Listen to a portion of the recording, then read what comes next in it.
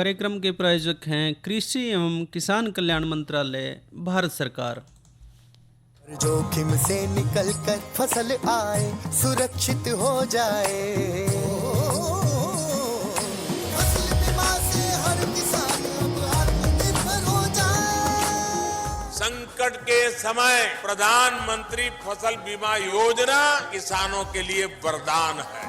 अब सूखा पड़े या बाढ़ आ जाए कोई डर नहीं। अब ओले पड़े या कीट पतंगे फसल खा जाए कोई फिक्र नहीं, क्योंकि हमने लिया है प्रधानमंत्री फसल बीमा। बुआई से फसल कटाई तक हर जोखिम का दावा, न्यूनतम प्रीमियम पर अधिकतम भुगतान का वादा। योजना से हर साल जुड़ रहे हैं 5 करोड़ से ज्यादा किसान। अब आपकी है बारी। नजदीकी कृषि कार्यालय, सहकारी समिति, बैंक शाखा, अधिकृत बीमा कंपनी या जन सेवा केंद्र में स्वेच्छा से करा सकते हैं पंजीकरण। फसल बीमा पोर्टल या फसल बीमा ऐप द्वारा भी कराया जा सकता है पंजीकरण। प्रधानमंत्री फसल बीमा योजना, आपकी फसलों का संपूर्ण सुरक्षा कवच। कृषि एवं किसान कल्याण मंत्रालय, भारत सरकार। कार्यक्रम किसान वाणी सुनने वाले सब बहन भाइयों ने प्रीतम भाई की राम राम। किसान भाइयों, आज का जो किसान वाणी कार्यक्रम है उसमें हम जो खास चर्चा आप खातिर लेकर आए हैं कॉमन कॉर्प मछली की खेती। साथ ही भाई दूसरी चर्चा हम करेंगे नई फसल नई उमंग में लीची के बाग लगाने में सावधानियाँ। लीची खाने में तो बड़ी स्वाद है भाई, होगी कुकर, ये हम बात कार्यक्रम में करेंगे। सबसे पहले कॉमन कॉर्प मछली, जिसका वैज्ञानिक नाम साइप्रिनस स्कॉर्पियो है, और भाई आमतौर पे जो नाम इसके लिए जहाँ है कॉमन कॉर्प है या सामान्य सफ़र भी कहते हैं, अमेरिकन रोहू भी कह देते हैं। मूलतः भाई चीन देश की है, कैस्पियन सागर के पूर्व में तुर्किस्तान जो है इसका प्राकृतिक घर है, और 1930 में इसका पदार्पण हमारे देश में भी हुआ। इसमें जो है पहले एक झील में इसको रखा गया, ऊटी झील में, और उसके बाद सारे देश में आ गई है। इसका उद्देश्य हमारे देश में लाने का भाई ये है कि जड़े भी ताप क्रम जो है नीचा होता है वहाँ भोजन के लिए खाने योग्य मछली की उपलब्धता बढ़ सके, इसलिए ले आई गई। इसकी जो दूसरी उपजाति है वो 1957 में ले आई गई। पहचान के जो इसके लक्षण है भाई, एक तो स्केल कार्प, इसके शरीर पे सल्कों की सजावट बिल्कुल नियमित मिलेगी। मिरर कार्प भी है, 3 उपजातियाँ इसकी हैं, और एक लेदर कार्प भी है। मिरर कार्प की पहचान है कि इसके शरीर पे सल्कों की सजावट थोड़ी सी अनियमित होगी, लेकिन सल्कों का आकार कहीं बड़ा और कहीं छोटा और कहीं चमकीला भी होगा। एक्वेरियम में भी इसको रखा जा सकता है, अंगुलिका अवस्था में एक्वेरियम, वो जो गिलास के अंदर पानी भर के रखे हैं भाई। लेदर कार्प भी इसकी है एक प्रजाति, इसमें शरीर पे सल्क होते ही नहीं है, इसलिए इसका शरीर बिल्कुल चिकना होता है। इसकी भोजन की आदत की बात करें तो सर्वभक्षी मछली है। कॉमन कॉर्प मुख्यतः तालाब की तली पे जो भी उपलब्ध तलीय जीवाणु हैं, मलबा है जो भी, उसको खाती है। फ्राई अवस्था में मुख्य रूप से प्लैंकटन खाती है, और भाई कृत्रिम आहार का भी भाई उपयोग करेंगे तो ये वो भी लेती है। इसका जो बड़े से बड़ा साइज है भाई वो 10 किलोग्राम तक का देखा गया है। इसका सबसे बड़ा गुण यो है कि जो समशीतोष्ण क्षेत्र हैं उनकी मछली होके भी, या जो कम तापक्रम वाले हैं उनमें भी जो है इसकी बढ़वार है। 1 वर्ष के पालन में 900 ग्राम से 1400 ग्राम तक वज़न की या जो मछली है कॉमन कॉर्प या होजे है। गर्म क्षेत्रों में 3 से 6 माह में पूरी परिपक्व हो जाए है भाई, और साल में 2 बार जनवरी से मार्च और जुलाई से अगस्त में ये प्रजनन करती है। जो एक क्षेत्र है उसमें केवल 1 बार प्रजनन करती है। इसके जो अंडे हैं मुख्यतः जलीय पौधों पे ये देती है। इसके अंडे चिपकने वाले होने के कारण जल पौधों की पत्तियों, जड़ों इनसे चिपके हुए हैं, और अंडों का रंग मटमैला पीला हो जाता है। कितने अंडे दे दे इसकी बात करें भाई तो कॉमन कॉर्प मछली की अंडे देने की जो क्षमता है प्रति किलो भार के अनुसार से बात करें तो 1 से 1.5 लाख तक होती है।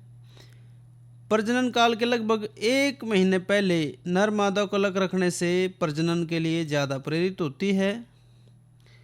हापा में प्रजनन कराने खातर अलग रखने के एक साथ रखना प्रजनन के लिए प्रेरित करे है। कॉमन कॉर्प जो भाई मछलियाँ हैं इनमें निषेचन बाहरी होता है। अंडों की हैचिंग खातर जो है पानी के तापक्रम वो रखना पड़ेगा ठीक। लगभग 2 से 6 दिन में हैचिंग में लगे हैं और भाई अगर तापक्रम ज़्यादा हो तो 36 घंटों में ही हैचिंग शुरू हो जाए है। अब भाई इसका जो आर्थिक महत्व है वो ये है कि कॉमन कॉर्प मछली पानी में जो घुलनशील ऑक्सीजन है उसका निमन और कार्बन डाइऑक्साइड की उच्च जो सांद्रता है वो दूसरी मछलियों की अपेक्षा बेहतर तरीके से झेल सकती है। मतलब कम ज़्यादा तापमान में दोनों में ये झेल सके है। इसलिए मछली पालन खातर बड़ी ही लोकप्रिय प्रजाति है। एक साल में औसतन 1 किलोग्राम की हो जाए है। आसानी से प्रजनन करे है भाई, इसलिए मछली बीज की पूर्ति में इसका खास महत्व है। शुरू में यह मछली स्थानीय जो बाज़ार हैं उसमें आई तो लोग इसने ज़्यादा पसंद नहीं कर रहे थे, लेकिन आहिस्ता आहिस्ता देश के सारे राज्यों में यह जो मछली है भोजन के रूप में अच्छी पहचान बना गई है। कॉमन कॉर्प मछलियों का पालन पिंजरों में भी करा जा है। मौसमी तालाबों खातर भी यह भाई मछली उपयुक्त है, लेकिन गहरे जो 12 तालाब हैं अखेट से भरे हुए उनमें कठिनाई है और रोज़ प्रजनन होना है तो भाई उस कारण भी दूसरी मछलियों की भी जो है बाढ़ प्रभावित जो है क्षेत्र उसमें संचय करना इसका उपयुक्त नहीं माना जाता। अब इसमें 1-2 बात और करेंगे। कृत्रिम भोजन जैसे सरसों की खल और चावलों की भूसी, इसको भाई 1:1 के अनुपात में नर और मादा मछलियों को उनके शरीर के वजन के हिसाब से यानी कि शरीर के वजन के 2 से 3% तक खिला सके हैं। प्रजनन खातर नर और मादा मछली का पूरे तौर पे विकसित होना जरूरी है। पूरे तौर पे विकसित वयस्क जो मादा है उसका पेट बड़ा ही लचीला गोल और अंडों से भरा होने खातर बाहर का नहीं निकला हुआ है। ऐसी मादा मछली के पेट को यदि थोड़ा सा भी दबाया जाए तो उससे पके हुए अंडे बाहर निकल जाए हैं। इस प्रकार वयस्क नर के पेट को थोड़ा दबाए जाने पे सफ़ेद रंग का तरल पदार्थ बाहर आता है। कॉमन कॉर्प जो मछली है इसका प्रजनन जैसे हमने बात करी कि या तो हापा में, हापा मतलब एक चौकोर बारीक सूती प्लास्टिक की बारीक जाली का बना हुआ जाल जिसका माप 6x3x4 का होता है, या फिर भाई सीमेंट के बने हुए छोटे छोटे तालाब जिनका माप 6.3x3x4 होता है उसमें कराया जावा है। हापा को तालाब के पानी में अच्छे तरीके से रस्सियों की मदद से बांध के इसमें 2 मादा और 3 नर वयस्क मछलियाँ छोड़ दी जा हैं। हापा के पानी की सतह पे पानी के पौधे जैसे हाइड्रोला है, वलिसनेरिया है, ये बांध दिए जा हैं जो अंडों को चिपकने में मदद करें हैं। 1 किलोग्राम से कम की मादा जो मछली है उसके अंडों को चिपकने के लिए लगभग 27 किलोग्राम पानी के पौधों की जरूरत पड़े है। नर और मादा मछली का प्रजनन के लिए हापा में डालने का जो सही समय है भाई वो सांझ का टाइम है। मादा मछली हापा से छोड़ने के 6 से 10 घंटों के भीतर भीतर अंडे दे दे है। ये अंडे 1 घंटे के अंदर ही पानी के पौधों के साथ चिपक गए हैं। दूसरे दिन तड़के आप देखोगे तो हापा में लगाए सारे पौधे अंडों से भरे मिलेंगे और नर और मादा मछलियों को हापा से बाहर निकाल के दूसरे तालाबों में डाल दिया जा है। अंडों को ब्रीडिंग हापा से निकाल के छोटे नर्सरी तालाबों में डाल दिया जा है जहाँ पे 2 से 3 दिन के बाद मछली के बच्चे निकल जा हैं। इसके लिए भाई 24 डिग्री सेल्सियस से 31 डिग्री सेल्सियस तापमान रखना चाहिए। और भाई ये जो छोटे बच्चे हैं इनको हम जीरा मछली भी कहते हैं, जीरा कह देते हैं। लेकिन किसान भाइयों, जो भी भाई मछली पालन के व्यवसाय से जुड़े, वो जो विभाग इसकी ट्रेनिंग दे रहा है उनसे भी ज़रूर संपर्क रखें। साथ ही भाई जो आसपास भाई इसकी जो है पैदावार ले रहे हैं उनसे भी संपर्क करें और थोड़े क्षेत्र से इसको जो है वो शुरुआत ज़रूर करें। तो भाई ये चर्चा थी कॉमन कॉर्प मछली की खेती के बारे में, और अब जो बात है वो है एक लोकगीत की। तो आइए सुने हैं ये लोकगीत। तैनो बोली मैं तेरी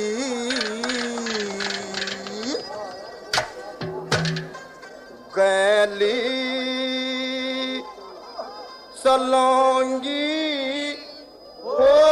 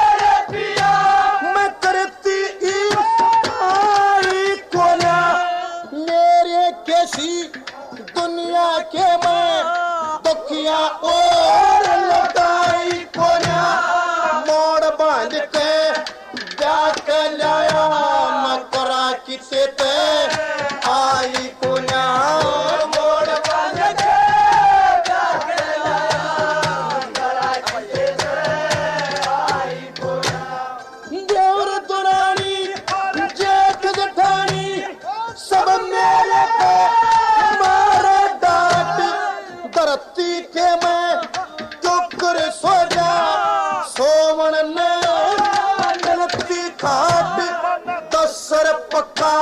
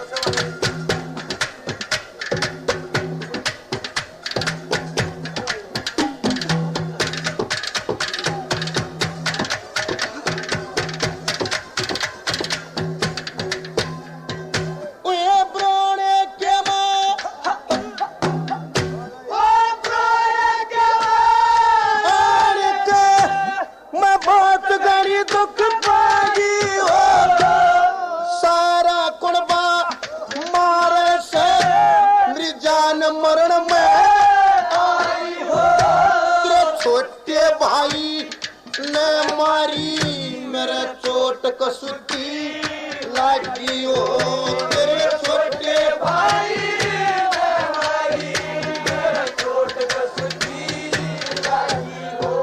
फिर बका सका के मरे पिटवावे देशा की बदकार हो जय तू चाहे जोगा होते तो कर खानू मार हो मेरे कर्मा में करे दरिया था तू अनपढ़ मोड गवार हो मेरे कर्मा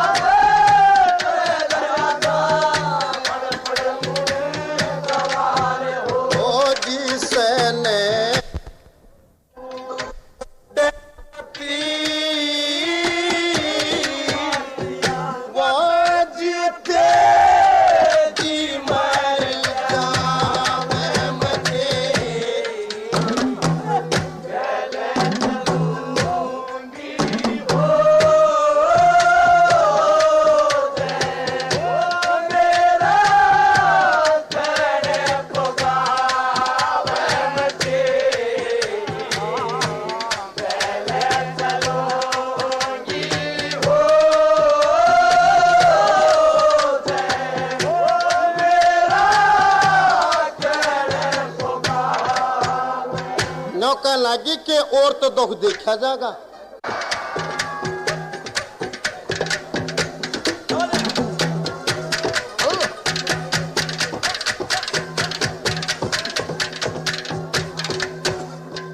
ओए मेरी दुरानी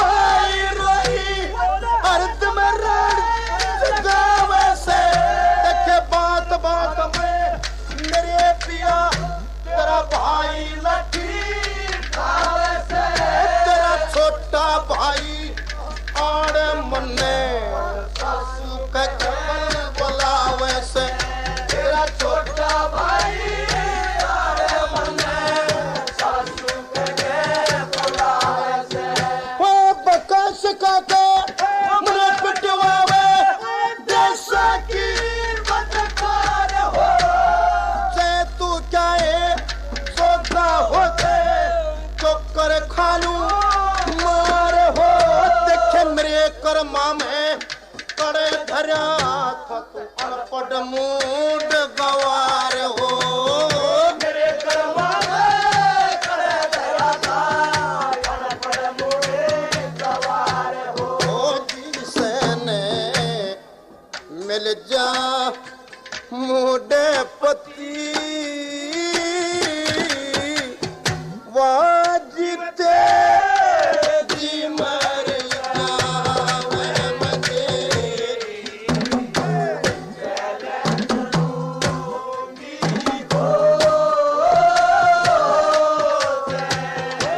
मेरा कहने पगावे मजेरी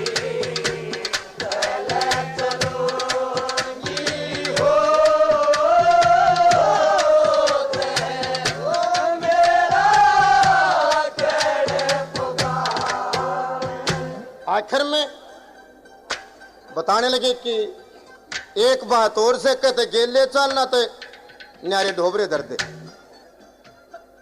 तो भाई उम्र को नारा रिबा की चोआ का डेम गाट गालू को ना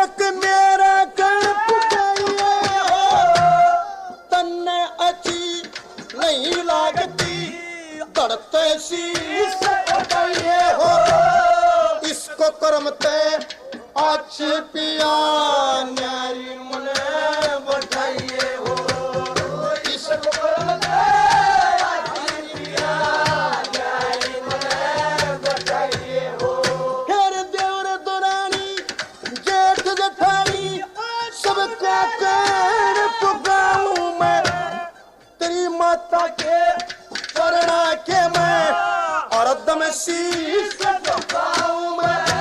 जब इसमें मेरी गलती हो तो माफी तकदीर चाहूं मैं। इसमें मेरी गलती हो तो माफी तकदीर चाहूं मैं। मेरे संगे नगरी बरोना हो जला रोत की खासी बतावे मते।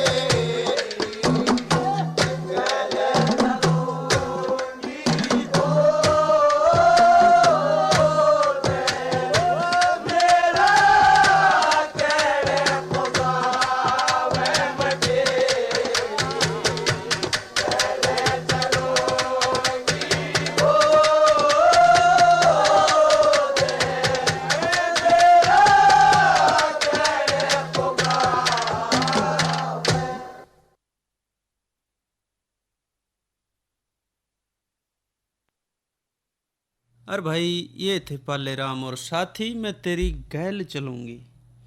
ये लोकगीत आपने सुना।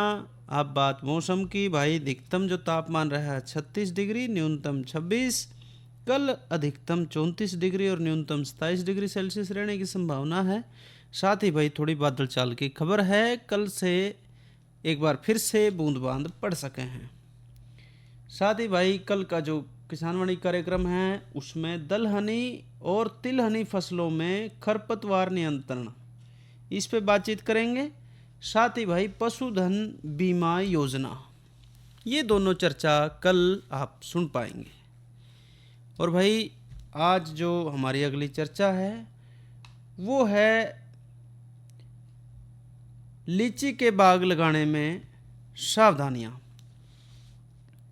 कुछ हिस्से भाई खासकर उत्तर हरियाणा के जो पंचकुला, अम्बाड़ा, यमुनानगर कुल क्षेत्र है, इनके कुछ हिस्सों में लीची की फसल बहुत बढ़िया ली जा रही है। हरियाणा कृषि विश्वविद्यालय हिसार के जो बूढ़िया में क्षेत्रीय अनुसंधान केंद्र है उसने भी भाई सर्वेक्षण करे, अनुसंधान करे और जो है लीची की फसल सफलतापूर्वक उगाई। लीची के भाव तेज रहे हैं भाई। इसकी मुख्य रूप से जो बेचने की वो है जगह तो वो बिहार, उत्तर प्रदेश, बंगाल और उत्तराखंड प्रांतों से हुए हैं इसकी जो आपूर्ति है। जबकि हरियाणा प्रांत के ज़िलों में भी इसकी भरपूर पैदावार ली जा सके है। गर्मियों में बाजार में आने वाले फलों में लीची आवे है। भीषण गर्मी में शरीर ने ठंडा रखे है, पौष्टिकता देवे है भाई, स्वाद तो जमे ही गजब का है। अब बात करें इसकी खेती के बारे में तो आधी नमी वाली या पूर्ण आर्द्रता सहित गर्म और वर्षा वाले क्षेत्रों में लीची भाई ले सके हैं।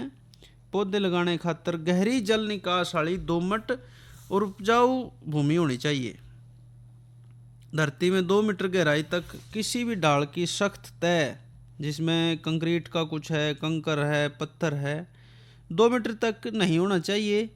पानी की सतह कम से कम 3 मीटर गहरी होनी चाहिए। दलहनी, लवणीय और अम्लीय भूमि में पौधे नहीं लगाए जा सकते।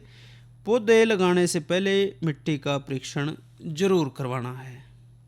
लीची के पौधे लगाने का समय 15 अगस्त से 15 अक्टूबर के मध्य का है भाई। पौधे लगाने के लगभग 1 महीना पहले ज़मीन में गड्ढे बना लें।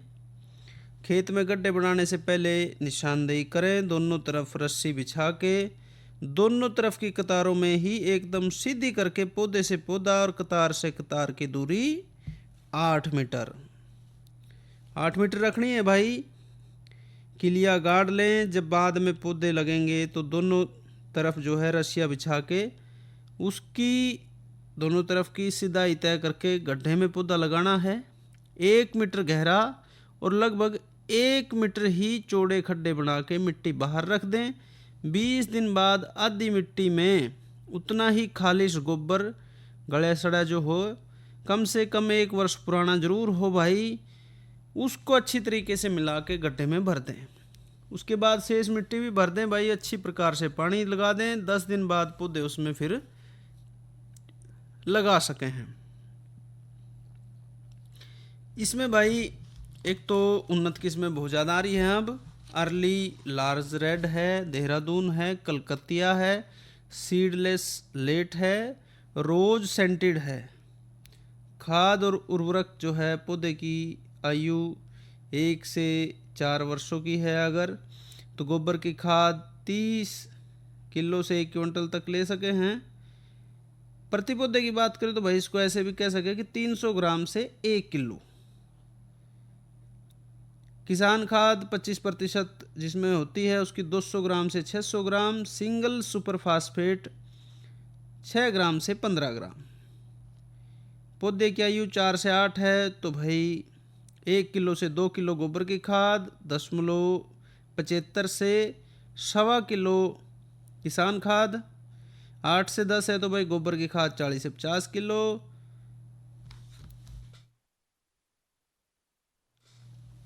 और अगर किसान खाद ले रहे तो 2 से 3 किलो।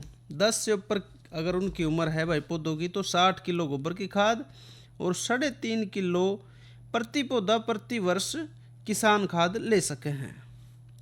सिंचाई की बात करें तो लीची में सिंचाई का विशेष ध्यान रखना है। जैसे ही फूल निकल जाए, जो मार्च के महीने के आसपास निकलेंगे, तो 70% तक जब भी फूल निकल जाए प्रत्येक 10 से 15 दिन बाद हल्का पानी लगाते रहें। ज़्यादा दिन बाद भारी पानी अगर लगा दिया तो भाई फल जो है फटने लगेंगे। फल तुड़ाई के बाद पानी की जरूरत बहुत कम रहे है। मानसून के दौरान और उसके पश्चात खरपतवार का नियंत्रण जरूरी है। कई डाल की बीमारियां इसमें आवे है। पत्ता मरोड़ अष्टपदी, पत्ता लपेट सुंडी, ये आती हैं भाई मुख्य तौर पे।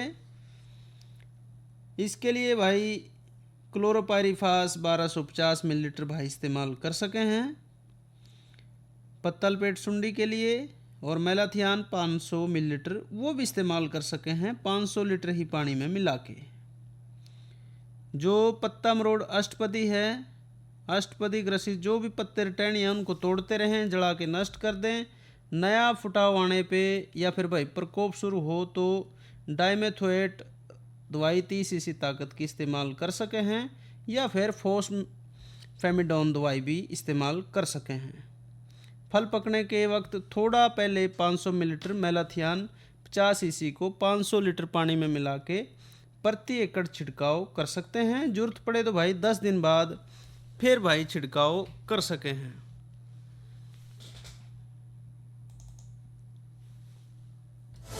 कोरोना वायरस के खतरे से बचते हुए फसल की कटाई, बिक्री, खरीद, नई फसल की जुताई और बुआई सुरक्षित हो सकती है अगर हम लगातार हाथों को साबुन और साफ पानी से नियमित अंतराल पर धोते रहें। नाक, मुंह को मास्क, गमछे या कपड़े से ढक कर रखें। आंख, कान, नाक, मुंह न छुएं।